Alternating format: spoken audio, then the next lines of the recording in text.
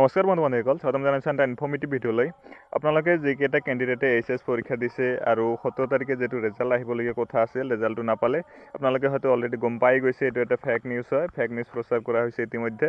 কিন্তু নেক্সট যিটো result date আছে, ৰেজাল্ট ডেটটো কেতিয়া আহিব? 20 তাৰিখে আহিব নেকি আপোনালোকৰ ফাইনেল ৰেজাল্ট? কিয়নো মুখ্যমন্ত্ৰী ছাৰে এটা ইংগিত দিছিল যে 10ৰ পৰা 20 তাৰিখৰ ভিতৰত ৰেজাল্ট দিম বুলি কৈছিল, কিন্তু এতিয়ালৈকে অহা নাই। 20 তাৰিখ এতিয়ালৈকে অহা নাই। যেতিয়ালৈকে 20 তাৰিখে আহে আপোনালোকে গম পাই যাব ৰেজাল্টটো আহে নে নাহে। তাৰ আগতে মই কৈ দিওঁ যে আপোনালোকৰ যিটো ৰেজাল্ট আছিল, এনেধৰণে যিটো আছিল আপোনালোকৰ এটা নটিচ প্ৰচাৰ হৈ আছিল সংবাদ মাধ্যমত বা আপোনালোকৰ ছ'চিয়েল মিডিয়াত, কিন্তু এই নটিচটো কমপ্লিটলি ফেক হয়, এইটো এডিট কৰা নটিচ হয়। কথাষাৰ শিক্ষামন্ত্ৰী ডক্টৰ ৰণোজ পেগু ছাৰেও অলৰেডি জনাই দিছে। ফেচবুক পেজত তেওঁ যোৱাকালি কৈছিল যে এইচ যিটো এক্সাম আছে, এক্সামৰ ৰেজাল্টৰ যিটো কথা প্ৰচাৰ হৈ আছে, এইটো ভুৱা বাতৰি হয়, ৰিউমাৰ হয় বুলি কৈ দিছে।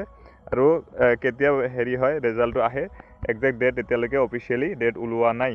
কিন্তু কিছুমান তথ্য থাকে, মই আগতো ভিডিঅ'ত কৈছিলোঁ যে এই তথ্যবোৰ কেনেকৈ ওলাইছোঁ মই। সেই তথ্য অনুসৰি মই আপোনালোক কৈ আছোঁ যে 20ৰ পৰা 30 এপ্ৰিলৰ ভিতৰত আপোনালোকৰ যিটো ফাইনেল ৰেজাল্ট আছে, ফাইনেল ৰেজাল্টটো পাই যাব।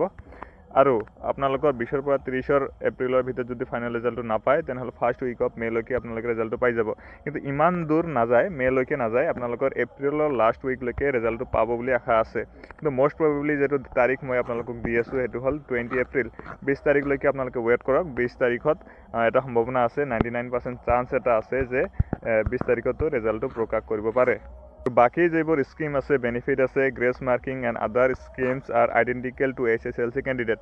SSLCৰ যেনেকুৱা স্কিম আছিল বা ৰেজাল্টৰ বেনিফিট আছিল, গ্ৰেছ মাৰ্কিং আছিল, সেইবোৰ কি হ'ব, HS আৰু SSLCৰ নিচিনা ছেম হ'ব। গতিকে আপোনালোকে যদি 4টা ছাবজেক্টত ভাল কৰে আৰু এটা ছাবজেক্টত যদি 3 মাৰ্ক বা 4 মাৰ্ক কম বেছি পায়, তেনেহ'লে এইটো গ্ৰেছ মাৰ্কিং দি পাছ কৰাই দিব আপোনালোকে। সেইটো ভয় কৰিব নালাগে। গ্ৰেছ মাৰ্কিং ইয়াতো হাই ছেকেণ্ডেৰীটো আপোনালোকক পায়, কিন্তু কম্পাৰ্টমেণ্টেল আপোনালোকে ইয়াতে দিব নোৱাৰে। কম্পাৰ্টমেণ্টেলৰ সুবিধাটো ইয়াতে নাই।